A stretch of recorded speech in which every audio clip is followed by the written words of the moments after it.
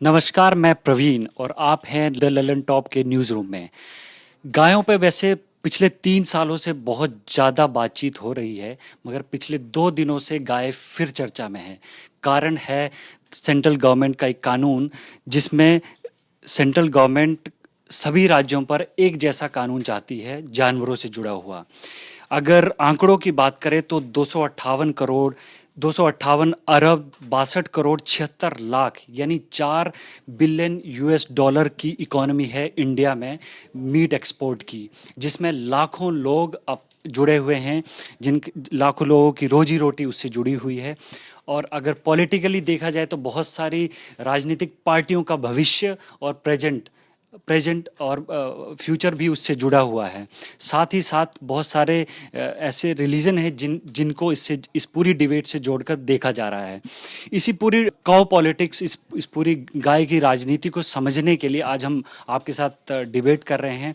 साथ में है ऋषभ और दूसरी तरफ है निखिल। निखिल, सबसे पहले ब्रीफली आप बताएं कि आप इस पूरी डिबेट में बताने क्या वाले हैं, आपके हाईलाइटिंग पॉइंट्स क्या हैं। मैंने हिंदुस्तान में दरअसल बहुत लंबे समय से अलग अलग धर्मों के लोग साथ में रह रहे हैं। तो ये डिबेट भी बहुत पुरानी है कि गाय को एक ऐसा रिसोर्स देखा जाए या गाय को एक पूजनीय पशु के तौर पे देखा जाए। तो जितना मतलब जानकारी हमारे पास है तो वैसे हमने नियम ट्रेस किए हैं। तो सबसे पुराने हमें मिलते हैं कि जब मुगल रूल हिंदुस्तान में आता है। ब्रीफली बताइए, हाइलाइट्स बताइए हाँ सबसे जी। पहले, फिर हम डिटेल में आएंगे आपके पास। बेसिक तो तब हम देखते हैं कि हुमायूं और अकबर अपनी फौज को सलाह देते हैं कि जो अगर आप बहुत दूर हैं ऐसी जगह पे जहाँ पे दूसरे धर्मों के लोग भी रहते हैं, हिंदूज रहते हैं, और तो वहाँ पे आप अवॉइड कर लीजिए, है ना। तो इससे आप बेजा जो बहसबाजी होगी, जो बेजा झगड़ा हो सकता है, उससे बचें। फिर उसके बाद हम देखते हैं कि महाराजा रणजीत सिंह ने 1801 में अपने स्टेट में गाय के कटने पर बैन लगाया। और इसके बाद जब सिख स्टेट हार जाता है अंग्रेजों से, तभी भी वो ये वादा लेते हैं अंग्रेजों से कि जब आपका रूल आएगा तब आप गाय के हत्या पर प्रतिबंध लगाएंगे। और इसके बाद में जैसे जैसे भारत पे कंट्रोल बढ़ता जाता है अंग्रेजों का, तो अंग्रेज आए तो अपने साथ अपनी फौज लेकर आते हैं। और ब्रिटेन में जहाँ से उनके फौजी आया करते थे, उनका वो स्टेपल फूड है, वो बीफ खाते हैं। तो उसके लिए सरकारी कत्ल खाने बनाने शुरू किए। तीनों जो आर्मी थी, बंगाल आर्मी, बॉम्बे आर्मी और मद्रास आर्मी में, तो उसमें से पहला 1760 में रॉबर्ट क्लाइव शुरू करते हैं। तो वहां से सरकारी कत्ल खाने आते हैं जहां पे गाय कटती है, और इसको लेके रेजिस्टेंस भी पैदा हो जाता है। लेकिन इस अब तक के हम कोई ऐसा बड़ा मूवमेंट नहीं देख रहे हैं इसके खिलाफ। तो इसके खिलाफ पहला मूवमेंट आता है पंजाब में, जो लोग वादा लेते हैं कि आपको अपने रूल में ये काम कर लेना चाहिए था। 1871 में दयानंद सरस्वती और जो कूखा सिख हैं, वो समाज, वो मिलके एक आंदोलन शुरू करते हैं कि निखिल, उस पे हम बाद में आएंगे। अभी अभी हम जिसके जो हाइलाइट्स हैं उसकी बात करें। ऋषभ, आपके पास क्या मेन पॉइंट्स हैं। ना, ये काऊ का जो मसला है, ये तीन इसके पहलू हैं, तीन एस्पेक्ट हैं। कल्चरल है, पॉलिटिकल है और इकोनॉमिक है। तो अगर पॉलिटिकली देखें तो इसमें क्या होता है कि काऊ के डिबेट में ये गाय सेंटर में नहीं है, पॉलिटिकली मुसलमान सेंटर में है। ये एक अलग एस्पेक्ट हो गया। तो वहाँ जो इकोनॉमिकल देखेंगे तो ये अर्बन रूरल जो दो हैं कि डेयरी फार्मिंग और गाँव में जो ये गाय पालते हैं, इनका मतलब एक अलग मसला है। कितना फ़ायदा होता है, कितना घाटा होता है, क्योंकि गायें अब एग्रीकल्चर में इस्तेमाल भी नहीं होती हैं। न तो बैलों से कोई खेत की जुताई करता है, न ही गायों के गोबर से खाद बनती है। तरह तरह के केमिकल फर्टिलाइज़र आ गए हैं, तो अब वो उपयोगिता नहीं रहेगी। ये प्राइमरी उपयोगिता है कि गायें कितना दूध देती हैं और बाद में मतलब उनसे कितना मीट जनरेट होता है। और तीसरा है कल्चरल, जो कि क्लैश का वजह बना हुआ है। इसकी वजह है कि मतलब जो नॉर्थ इंडिया का एक बेल्ट चलता है, यूपी, बिहार, हरियाणा, राजस्थान, ऐसे इनको काऊ बेल्ट कहते हैं, कि नदी घाटी सभ्यता थी, धीरे धीरे खेती किसानी में परिवर्तित हुई तो गायें आई, तो एक अलग तरह का अटैचमेंट है। ये लोग गायों को घर में रखते हैं तो एक मतलब एक फैमिली वाली भी फीलिंग आ जाती है कि हाँ। हालांकि ये मतलब डिबेटेबल है कि बाद में क्या होता है बूढ़ी होने के बाद, जब गायें बूढ़ी हो जाती हैं। और दूसरी चीज़ है कि नॉर्थ ईस्ट में, साउथ इंडिया में या सुदूर जो नॉर्थ है इंडिया का, सब में अलग अलग तरीके हैं। मतलब सब अलग अलग तरीके से देखते हैं। जैसे केरला में 72 ऐसी हिंदू कम्युनिटीज़ हैं जो गाय को माता या फैमिली मेम्बर के तौर पे नहीं देखती हैं, वो मीट ईटर हैं, बीफ खाते हैं। तो जैसा कि आपने बताया, किसी के लिए ये आस्था का इशू है, किसी के लिए ये अपने खुद को प्रोटीन लेने का इशू है, किसी को अपने पेट भरने का इशू है।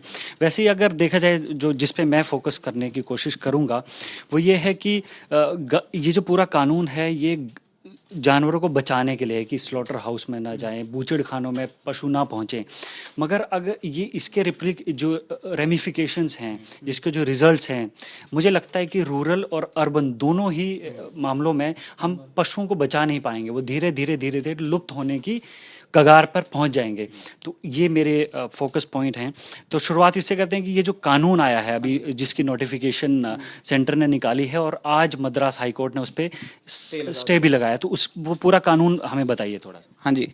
तो अगर जो लेटेस्ट आप अगर बैन की बात कर, जो अभी अभी कुछ दिन पहले आया था, वो जो पहले से हमारे देश में कानून लागू था 1960 का, prevention of cruelty to animals act, उसी में उन्होंने कुछ नए नियम जोड़ दिए हैं। तो उसमें उन्होंने ये किया कि prevention of cruelty to animals act में कुछ छूट दी गई थी कि किन्हीं विशेष परिस्थितियों के तहत मतलब कुछ जानवरों को अपने इस्तेमाल के लिए काटा जा सकेगा। तो उसको इन लोगों ने, अब जो नए कानून आए हैं उसमें ऐसा हो गया है कि सीधे सीधे ये नहीं कहा गया है कि गाय नहीं काटी जा सकेगी, लेकिन कानून बनाया इस तरह से गया है, उसकी फ्रेमिंग इस तरह से हो गई कि कोई जगह बची नहीं है कि यदि, जैसे मैं एक बीफ ईटर हूँ और मैं गाय को काटना चाहता हूँ खाने के लिए, मेरी ज़रूरत है, तो मेरे पास कोई रास्ता बचा ही नहीं है कि मैं किसी गाय को खरीदूं इस इस्तेमाल के लिए और फिर उसे काटूं, क्योंकि इस तरह के बहुत रिजिड कानून बना दिया गया। जैसे अगर मुझे गाय खरीदनी है ना, तो मुझे कागज देने पड़ेंगे कि मैं एक किसान हूं, और जिससे खरीदनी है उसको भी अपने कागज देने पड़ेंगे कि वो भी किसान है, तो किसान ही किसान को बेच पाएगा। ऑफिसर भी तो कोई कागज लेगा कि तुम दोनों किसान। हाँ जी, 5 रसीद बनानी है आपको। एक गाय आपको खरीदनी, आप सोचिए कितनी लिखा पड़ी हो जाएगी अगर जो ग्रामीण आदमी है उसके लिए, उसको 5 रसीद बनानी है। एक उसको खुद रखनी है संभाल के, क्योंकि आजकल माहौल इतना बिगड़ गया, हमने देखा वो पहलू खान की भी रसीद वसीद देखने को कोई तैयार नहीं था। एक आप रखिए, एक जिससे आप खरीद रहे हैं वो रखेगा। एक इन्होंने नया एक निकाला है कि आप एक जिला पशु बाजार कमेटी बनेगी जिसका हेड डीएम होगा उस जिले का, एक सीनियर ऑफिसर उसमें बैठेगा, एक वहां जमा होगी, एक वहां के रेवेन्यू ऑफिसर को जमा होगी जो तहसील ऑफिस होता है आपका, और एक ऑफिस, और हाँ, एक जो आपका लोकल वेटरनरी हॉस्पिटल होता है, एक आपको वहां जमानी है। तो बहुत सारा पेपर वर्क क्रिएट कर लिया है और बहुत कॉम्प्लिकेट कर दिया है उसे। मतलब आप ये कहते हैं ना कि कोई लॉजिकल जगह आपके लिए तरीका ही नहीं बचा है कि आप किसी तरह से गाय बेच लें या खरीद लें।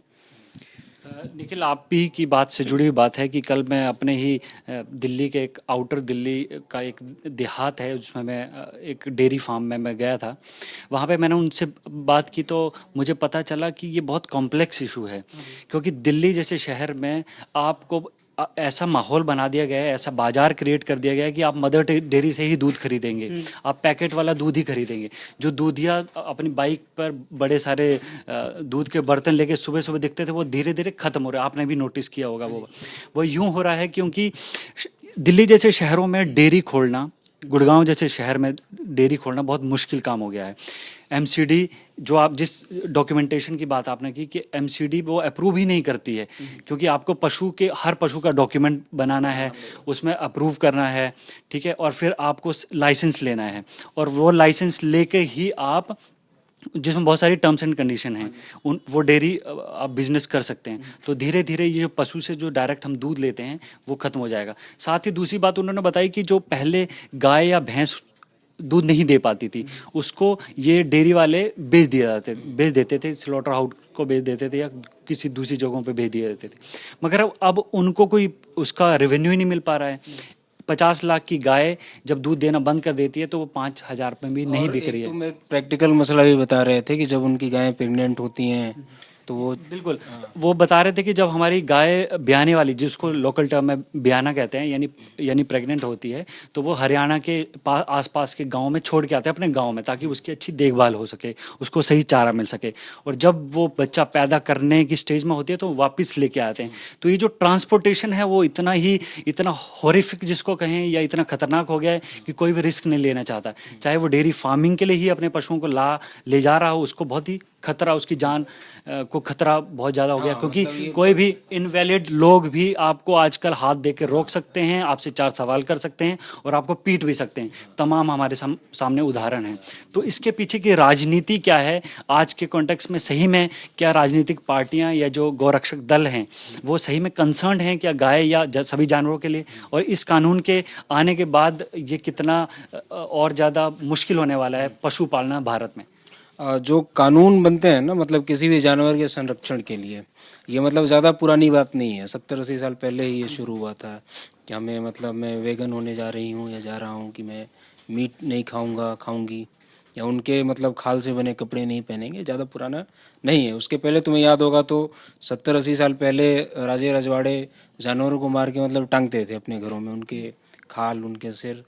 तो उसमें ये होता था कि ये फूड चेन को ख्याल में रख के कानून बनते हैं। जब ऐसा माना जाता है कि किसी जानवर के एक्सटिंक्ट होने का वो खतरा हो गया है, कि ये ख़त्म हो जाएगा, तब उसको रोकथाम के लिए कानून बनते हैं।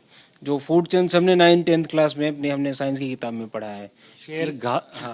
शेर बकरी खाता है, बकरी घास खाती है, वो पूरा साइकिल चलता है और इंसान सबसे ऊपर रहता है। और इसमें यही होता है कि जो ऊपर वाला रहता है वो नीचे वाले सबको खाएगा।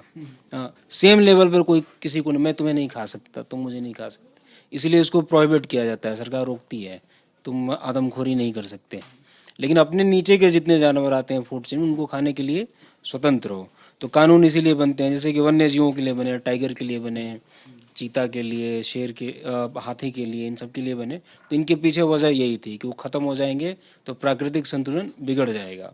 तो इस लिहाज से गाय और इनका मसला कहीं फिट नहीं बैठता है। मतलब इनका संरक्षण करने की आवश्यकता नहीं है कि तुम काऊ मिनिस्ट्री बना दो या फिर काऊ पेंशन योजना, काऊ इंश्योरेंस। मतलब तुम ऐसा नहीं कर सकते कि गाय को पेंशन दे रहे हो। मेरा ये मानना है कि अगर संरक्षण करना भी है तो ऐसे ऐसे कानून बनाए जाए जिससे कि दूसरों को नुकसान ना हो।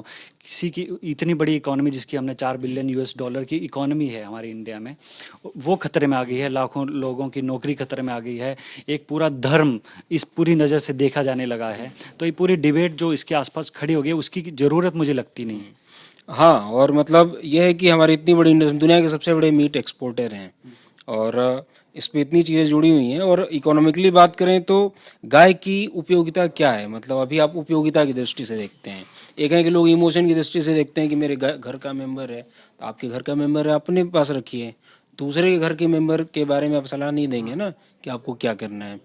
तो इसमें है कि उपयोगिता अगर देखते हैं तो बछड़ा है या बैल है, मतलब ऐसे कि मेरे सेंटिमेंट्स अलग हैं। पर्सनली जो ये बातें बोल रहा हूँ, इसके बावजूद मेरे सेंटिमेंट्स ऐसे हैं कि मैं बछड़े को कटता हुआ नहीं देख सकता हूँ। जैसे कि बहुत सारे लोग चिकन मटन भी कटना नहीं देख सकते, मैं चिकन कटता हुआ देख सकता हूँ। मटन में मैं कभी देख सकता हूँ, कभी नहीं देख सकता हूँ, बछड़ा नहीं देख सकता। लेकिन इसका मतलब ये नहीं कि मैं किसी और के लिए डिक्टेट करूँगा कि तुम क्या करोगे। तो गाय की उपयोगिता इसमें आती है कि फ़िलहाल दूध से बनी जितनी चीज़ें हैं उसमें उसका इस्तेमाल है। इसके अलावा मीट में इस्तेमाल है। बछड़े का है कि सिर्फ मीट में उसका इस्तेमाल है। पहले जो होता था, जैसा कि पहले भी हुआ, कि एग्रीकल्चर में उनकी उपयोगिता एकदम कम हो गई है। तो हम लोगों पे इन्फोर्स ये नहीं कर सकते कि तुम अपने घर में ही रखो और खेती ही इनसे कराओ और मतलब अपने उसको मरने तक पालो। दूसरी चीज़ है जो इसका राजनीतिक पहलू ये है कि मतलब सारा चीज़, जैसा कि तुमने भी कहा कि मुसलमानों पे सेंटर हो जा रहा है एक वो करके, जबकि एक्चुअली में ऐसा नहीं है। लार्जली मतलब हिंदू मैटर भी है। ज़्यादातर ऐसे हिंदू हैं, बहुत सारे नॉर्थ साउथ हर जगह के, जो इसको मतलब गाय को फैमिली मेम्बर की नज़र से नहीं देखते हैं। जैसा कि काऊ बेल्ट में है कि काऊ बेल्ट के लोग गाय को मीट की नज़र से नहीं देख सकते हैं। मैं भी उसी बेल्ट से आता हूँ, मैं भी गाय को कभी नहीं देख सकता ये मीट है, मेरी नज़र में कभी नहीं आएगा। देसी मुर्गा देखोगे तो हाँ आएगा कि ये मीट है, बढ़िया हो सकता है, गाय नहीं आएगी। हो सकता है उसी मुर्गे को कहीं पे उसकी पूजा की जाती हो तो उसके लिए वो बहुत ही हाँ, जैसे कि पूजने की चीज़। रजत है, रजत वेजिटेरियन है, ये अपने सामने भी मतलब नहीं देख सकते, नहीं खा सकते हैं। तो मतलब सबका अलग मसला है। मैं पहले मांसाहार करता था, मगर एक बार जब मैं 13 साल का था तो मैंने मुर्गा कटते हुए देखा। उस दिन के बाद से मैंने मांसाहार करना छोड़ दिया। तो वो एक सेंटिमेंट भी रहता है किसी न किसी। और अगर पुरानी बातें करें तो एक द्विजेंद्र नारायण झा करके एक राइटर हैं, वो पत्रकार भी थे, राइटर भी थे, DN झा।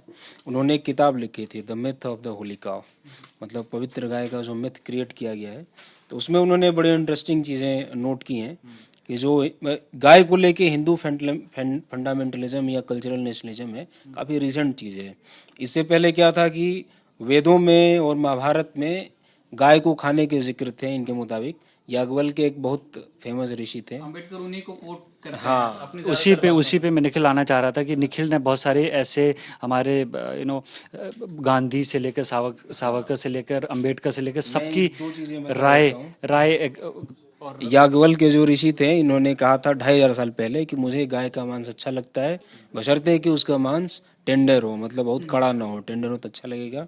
और महाभारत के कहानियों में एक जिक्र आता है राजा रंतिवेद का।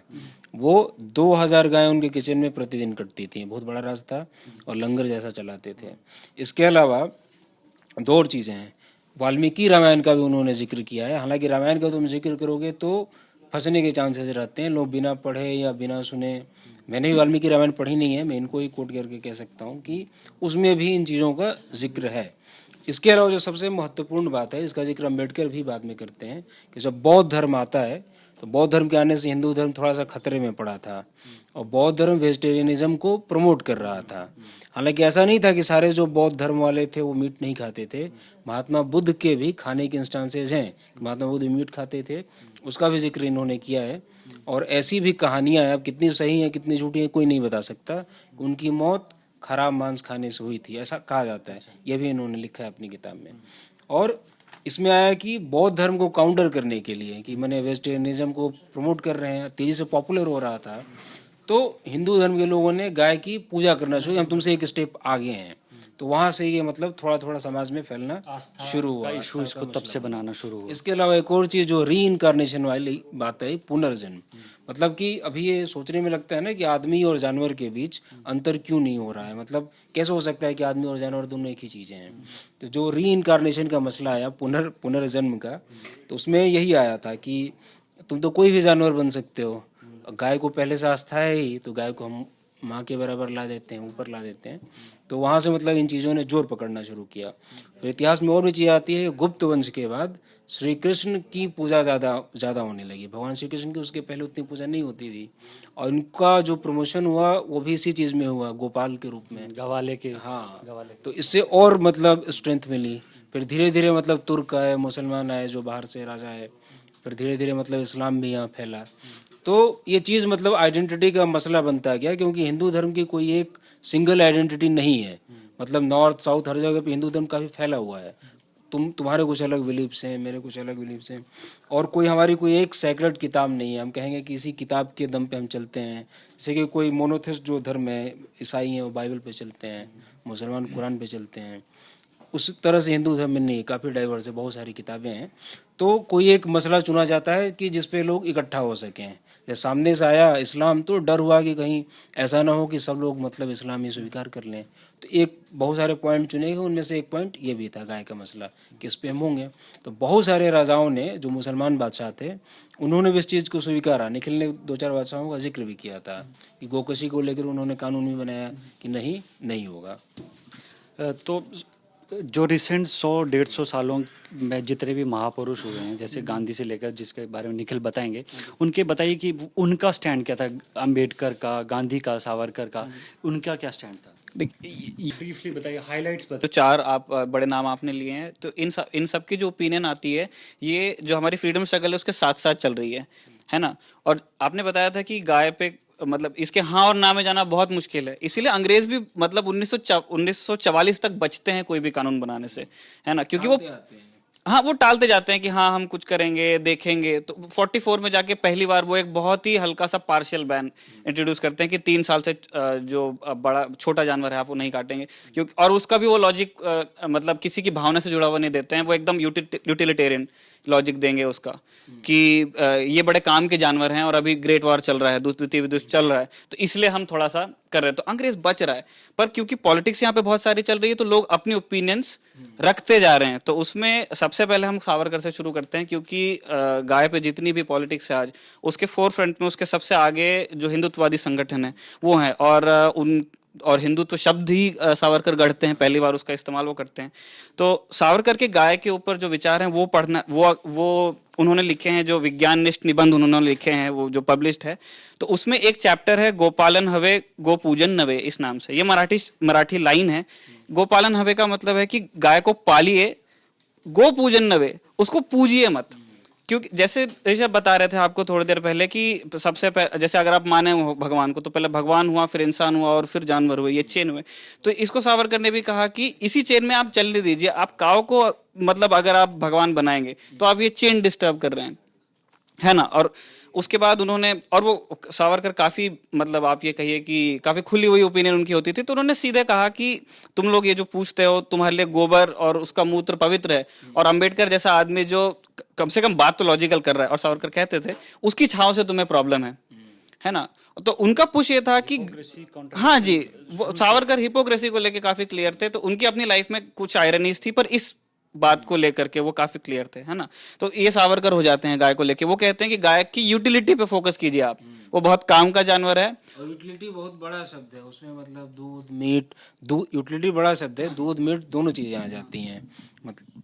हाँ। और सावरकर और ये मीट वाले यूज को भी सावरकर डिफेंड कर रहे हैं कि वो कह रहे हैं कि जब जरूरत पड़ जा रही है ना, तब आपको खा भी लेना है। और वो कहते हैं कि जो कुछ लोगों का ऐसा कहना है कि हिंदू डिफीट हुई है, बाहर से लोग आ गए, उन्होंने हमला किया, तो वो कहते हैं एक वजह ये भी जिद थी तुम्हारी कि तुम लोग जरूरत पड़ने पे भी सबसे जरूरी काम जो है कि आपके पास एक जानवर और आप उसको भी इस्तेमाल कीजिए, अपने रिसोर्स की तरह देखिए। तो गाय भी आपको खा लेना था, आपने नहीं किया, देखो हार गए आप किसी से। ये सावरकर ने कहा। उसके बाद गांधी पर आते हैं। गांधी पर भी प्रेशर था। तो 25 जुलाई 1947 को गांधी अब एक प्रार्थना सभा में कहते हैं कि उनकी राजेंद्र प्रसाद से बात हुई है। तो राजेंद्र प्रसाद ने उन्हें बताया था कि मुझे और ये हम आजाद हो रहे हैं ना, 47 का साल है, अगले महीने में हम आजाद होंगे, 25 जुलाई की मैं बात कर रहा हूँ। तो राजेंद्र बाबू ने उनसे कहा कि मेरे पास हजारों टेलीग्राम और लेटर आ रहे हैं कि आप जो संविधान सभा बनेगी उसमें एक कानून ये भी आप पास करवा दीजिएगा कि गोकशी ना हो। तो उस पर गांधी अपनी राय रखते हैं। गांधी कहते हैं कि मेरी अपनी आस्था है ना गाय के प्रति जो है। उनकी पत्नी जब बीमार पड़ी थी साउथ अफ्रीका में, तो डॉक्टर ने उनसे कहा था कि इनको अंग्रेजी दवा तब हम दे पाएंगे जब इनका शरीर थोड़ा मजबूत होगा, वरना इनको दवा सूट नहीं होगी। उसके लिए उन्होंने कहा था कि आप इन्हें बीफ टी पिलाइए। तो गांधी ने कहा था नहीं, हमारी आस्था का सवाल है, ये नहीं हो सकता है। तो उन्होंने फिर दाल का पानी पिला विला के किया। तो गांधी के लिए ये इतना पर्सनल मुद्दा है। उसके बावजूद गांधी बहुत साफ साफ कहते हैं कि भारत एक ऐसा मुल्क है जहां पे सभी आस्थाओं के, सभी धर्मों के लोग हैं, तो मैं किसी को फोर्स तो बिल्कुल ही नहीं कर सकता हूं इस चीज के लिए, है ना। तो ये उन्होंने कहा कि जोर जबरदस्ती वाला मामला नहीं है और इस तरह का कोई कानून नहीं होना चाहिए। वो कहते हैं कि कॉन्स्टिट्यूएंट असेंबली में इस तरह का प्रस्ताव पास न किया जाए। उस प्रार्थना सभा में ये कहते हैं। इसके बाद एक अंबेडकर बचते हैं। अंबेडकर का जिक्र ज्यादातर ऋषभ ने जो बताया वही है ना। अंबेडकर जो वाला लॉजिक है कि बुद्धिज्म को काउंटर करने के लिए सवर्णों ने किया, अंबेडकर यही कहते हैं। अंबेडकर अभी ज्यादा जिस लाइव में डिस्कस हुआ है वो धर्म वाला मुद्दा रहा है ना, इकोनॉमी वाला मुद्दा रहा। अंबेडकर यहाँ जाति को इंट्रोड्यूस करते हैं। अंबेडकर कहते हैं कि एक गाय जब मरती है तो उसकी खाल उतारने का और उसे खाने का दारोमदार एक समाज पर पड़ता है जिसको दलित कहा जाता है ना। तो और क्योंकि इनके लिए एक, जिसे अंग्रेजी में शब्द है डिसडेन है, बहुत घृणा का भाव है कि यार ये किस चीज को इसने हाथ लगा दिया, तो उसके हाथ का मैं पानी नहीं पीऊंगा, उसके साथ में बैठ के खाऊंगा नहीं। तो वो कहते हैं कि ये जो गाय का मरना जीना और उस गोकशी का पूरा मुद्दा ये जाति से जुड़ा हुआ है ना। तो इसको लेके वो बहुत क्लैरिटी चाहते थे कि इस चीज के लिए एक माहौल तैयार कर लिया जाए, क्योंकि इस वजह से समाज का एक वर्ग, वो बैठेंगे नहीं साथ में तो कहां से आप एक देश बना लेंगे, है ना। और फिर आजादी के बाद नेहरू हैं, तो जिस प्रस्ताव को पुश किया जा रहा है लगातार कि आप कॉन्स्टिट्यूएंट असेंबली में कानून बना दीजिए, तो नेहरू ने भी तंग आकर एक बार एक सभा में कह ही दिया कि और नेहरू ऐसा करते भी हैं, जब ये कानून मूव कर लिया जाता है, एक प्रस्ताव के तौर पे आते हैं, तो नेहरू कहते हैं कि मैं इस्तीफा दे दूंगा, आप ये कानून पास करा लीजिए जिससे करवाना है ना। तो नेहरू कहते हैं कि मेरे लिए गाय पवित्र है और मैं गाय कटते हुए नहीं देख सकता, पर जैसे ही मैं इस चीज को पुश करने जाऊंगा, है ना, ये ह्यूमन नेचर ही है कि मैं आपको जिस चीज को करने के लिए बाध्य करूंगा, अब वो काम नहीं करोगे और आप उल्टा, मतलब रिएक्शनरी आपका ये आता है कि मैं अब ये तो काम मैं ज्यादा ही करूंगा।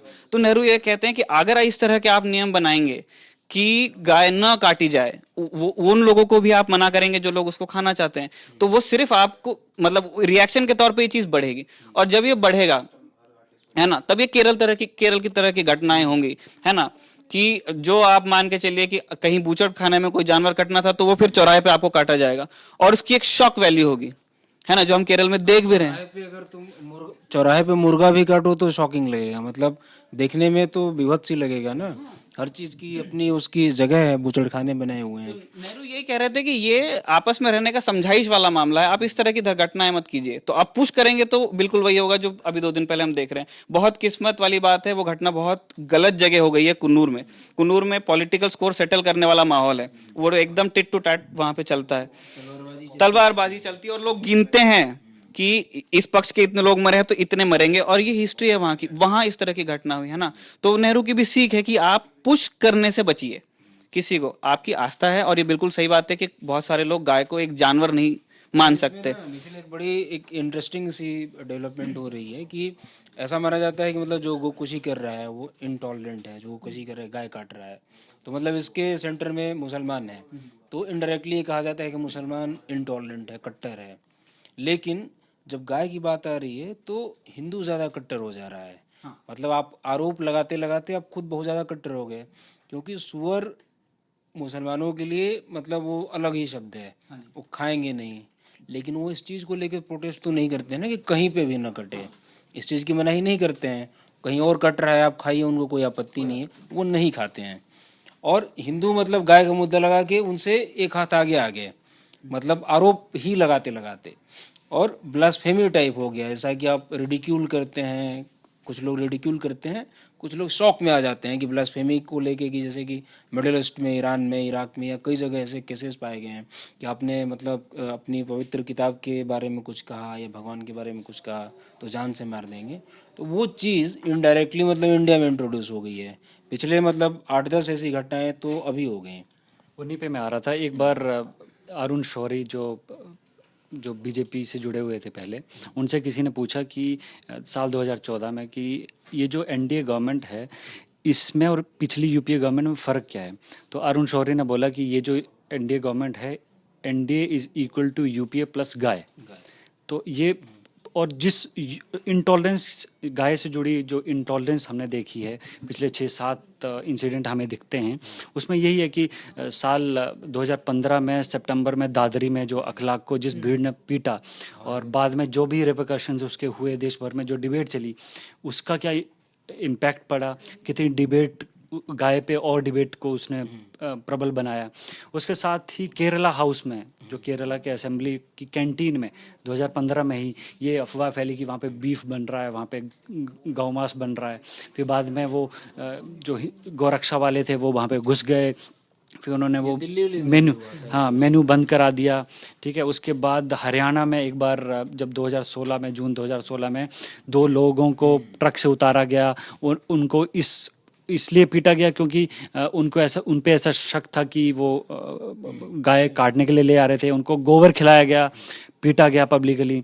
इसके बाद सबसे बड़ी घटना जो मुसलमानों की पर नहीं है, वो दलितों पे थी, जो ऊना में, गुजरात ऊना में हुई। वहाँ पर 4 लोगों को इसलिए पीटा गया और इसलिए पब्लिकली नंगा करके गाड़ियों से बांध करके घसीटा गया क्योंकि वो गाय, उन पे ऐसा शक था कि वो गाय काट रहे थे, जबकि वो गाय काट नहीं रहे थे, वो गाय का चमड़ा उतार रहे थे, जो उनका शेर ने मारी थी गाय, उन्होंने कत्ल की भी नहीं थी, वो तो पकड़ लिए गए थे बस उस मांस के साथ। उन्होंने छोड़ दिया मरी हुई गाय उठाना, तो हजारों गायें मर के पड़ी हुई थी। कितना बड़ा मास प्रोटेस्ट हो गया था वो, बन गया। और ऐसा सालों से होता रहा है, दशकों, मतलब कई सैकड़ों सालों से इंडिया में होता रहा है कि एक खास कम्युनिटी उस जानवर को। एक और चीज़ इंटरेस्टिंग हो जा रही है कि सारी डिबेट के बीच फंस कौन रहा है? जो गाय पालता है, जो गाय पालना है, जो गाय की सेवा करता है, जिसको गाय से फायदा है, वो फंस रहा है। वो आश्चर्यचकित है कि मैं क्या करूं, क्योंकि जो गोरक्षा के नाम पे जा रहे हैं, डेफिनेटली वो लोग गायों से मतलब नहीं है। क्योंकि अगर आपके पास गायें हैं तो फुल टाइम एम्प्लॉयमेंट है, वो जॉब है। मतलब अगर 4 गायें तुम रखते हो तो क्या है, तुम्हें उसमें दिन भर देना है, तभी तो तुम्हें उससे बेनिफिट होगा, दूध निकलेगा या जो भी तुम बनाओगे। तो फुल टाइम एम्प्लॉयमेंट है, तो तुम उसको छोड़ के तुम नहीं जा सकते हो कि मैं गाय के लिए प्रोटेस्ट करने जा रहा हूँ। जैसा कि 1966 में हुआ था, इंदिरा गांधी की जब सरकार थी, तो गोरक्षकों ने पार्लियामेंट को घेर लिया था, मतलब पार्लियामेंट पे हमला हो गया था गोरक्षकों का। ये अपने आप में बहुत बड़ी घटना थी। क्या पार्लियामेंट उन गौरक्षकों ने किसी की हत्या की थी? मतलब कर सकते थे, की नहीं थी, कर सकते थे, मतलब मूड। पहले टॉलरेंट गौरक्षक होते थे, टॉलरेंट नहीं थे, वो इनटॉलरेंट थे। वो बिल्कुल इसी भाषा में बताया जाता है, उसकी रिपोर्टिंग ऐसी होती है कि संसद पे पहला हमला 2001 में नहीं हुआ था, तब हुआ था, है ना। तो मतलब वो भीड़ ही रही होगी। मतलब ऐसा कहा जाता है कि 20,000 लोग थे उस भीड़, मतलब छोटी मोटी भीड़ नहीं थी। तो भीड़ का कोई दिमाग नहीं होता, भीड़ क्या करती देख ही रहे हैं है ना। मतलब रिसेंट जो इंसिडेंट्स हुए हैं कि भीड़ क्या कर रही है किसी के साथ। हाल ही में राजस्थान की घटना जो सबने देखी, अलवर में पहलू खान जो 55 साल के थे, उनको कैसे पीट पीट के 2 दिन बाद उनकी जान चली गई। और उसी राजस्थान में उसी महीने उस सरकार ने, मतलब राज्य सरकार ने 10% सरचार्ज लगा दिया गौ रक्षा के नाम पर। आप कोई भी ज़मीन किराए पे लेते हैं, कोई भी एफिडेविट बनवाते हैं या किसी तरह की कोई भी लेन मॉर्टगेज करते हैं, तो उस पर 10% सरचार्ज लोग दे रहे हैं। और उसी पे एक ऐसी रिपोर्ट आती है, उसी राज्य से एक ऐसी रिपोर्ट आती है जहाँ पर गायों की बहुत दुर्दशा है। इससे ना दुर्दशा से याद है गिरीश कर्नाड और नसीरुद्दीन शाह की एक फिल्म है, कन्नड़ फिल्म। उसमें भी मतलब कि गायों को लेकर जो माहौल बनता है, पुरानी फिल्म है, 30-35 साल 40 साल होगी पुरानी, कि मतलब कितना ये एब्सर्ड डिबेट है। उसमें मतलब एक अमेरिकन औरत है, उसकी शादी हो जाती है एक इंडियन से, तो आती है यहाँ पे रहने, तो शॉक्ड रह जाती है। तो मतलब उसकी पूरी कहानी है। तो अमेरिका का अगर जिक्र आता है तो अमेरिका में ऐसा है कि मतलब गायों को लेके कि वहाँ पे मीट ईटिंग के लिए ही गायें तैयार की जाती हैं। मतलब शहरों से बाहर बनते हैं गाय खाने कहें या जो भी कहें, दूध वगैरह प्रोडक्ट इस्तेमाल किए जाते हैं, मीट का भी मतलब किया जाता है। तो उनको कोई कतई इमोशनल इशू नहीं है। जैसा कि इंडिया में भी एक 20% का जो काउ बेल्ट का एरिया है उनको इमोशनल इशू है, बाकी लोगों को नहीं है। तो क्या है कि हम लोग लार्जली यहाँ से सीटें ज़्यादा हैं संसद में, तो ऐसा लगता है कि जो हम लोग कह रहे हैं वही सही है, वही लागू होना चाहिए। सेंटर ने जो, हाँ निखिल आप कुछ कह रहे एक चीज मतलब लगभग सारी चीजें कवर हो गई है। एक चीज और मैं जोड़ना चाह रहा था कि ये जो कुकुर कुत्ते की तरह कानून आए जा रहे हैं, एक कहीं किसी स्टेट से आता है, कहीं किसी स्टेट से आता है, अब सेंटर का भी कानून आ गया है। ये एक फेडरल इशू भी बनेगा हमारे देश में, क्योंकि अब तक कैसा था कि एक स्पेक्ट्रम था, अलग अलग राज्य का अपना अपना कानून था, और जानवर काटे जाए या नहीं ये स्टेट लिस्ट का इशू है कि इसके ऊपर जो संविधान में ऐसा लिखा है कि राज्य अपने कानून बनाएंगे साफ साफ। अब सेंटर का कानून आ गया है, तो ये भी एक क्लैश पैदा करेगा कि संविधान में एक चीज लिखी हुई है और अब जो कानून आया वो आपने इस दिशा में बना दिया है। तो इस चीज पे भी क्लैरिटी की फिलहाल जरूरत है ना। ये भी एक क्लैश की तरह ही सामने है कि जैसे कल्चर क्लैश हम देख रहे हैं इकोनॉमी में, तो वैसे ये एक लीगल इशू भी बनेगा, एक कॉन्स्टिट्यूशनल इशू भी बनेगा आने वाले दिनों में। इस कानून के साथ एक पॉजिटिव चीज़ भी है कि जैसे कि पूरी दुनिया में हो रहा है कि आप वेजिटेरियनिज्म को प्रमोट कर रहे हैं, आप कह रहे हैं शाकाहार प्रमोट करें, क्योंकि मीट पालने से मतलब गायों को या बैलों को या किसी को भी तैयार करने में जितनी ऊर्जा जाती है, जितनी खपत होती है, उससे ग्लोबल वार्मिंग बढ़ती है, एनवायरनमेंट खराब होता है। तो एक मसला है कि उस एंगल से देखो तो सही लगेगा, मतलब मीट उसको आप प्रमोट कर रहे हो कि शाकाहार को प्रमोट करें, तो मतलब ये पॉजिटिव हो सकता है। लेकिन डंडे के जोर पे नहीं करा सकते हैं, मतलब ऐसे कराएंगे तो इंसान रजिस्ट करेगा। भविष्य में ऐसा हो सकता है कि 20 साल बाद, 50 साल बाद, 100 साल बाद हम ऐसी जगह पहुंच जाएं कि हम अपने आप खाना छोड़ दें, हमारे लिए उन चीज़ों का कोई मतलब ही ना रहे। जैसे कि अब गुलेल से खेलने का हमारे लिए कोई मतलब नहीं है, तुम्हें खूब सुंदर गुलेल मिल भी जाए तो तुम घर में रख दोगे। बिल्कुल।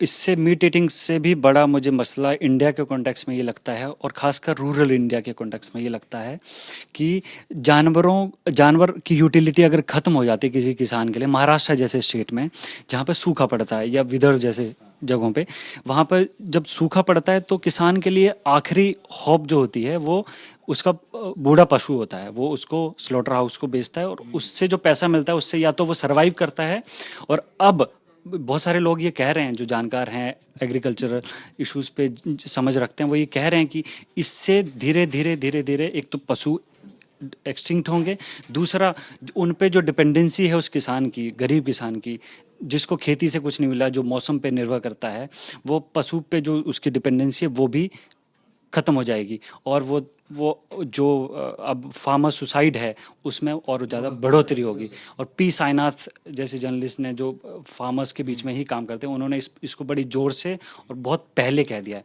तो मीट ईटिंग का मामला हो, किसी की पर्सनल उस पर कि क्या खाना है क्या नहीं खाना है, वो पूरा इंडिविजुअल होना चाहिए, ठीक है। और इकोनॉमी को और सारे जो स्टेक होल्डर्स हैं उनकी बातों को, उनके व्यू पॉइंट को बीच में रख के, सामने रख कर ही कोई भी कानून बनना चाहिए, और सभी स्टेट्स से सलाह करके ही कानून बनना चाहिए।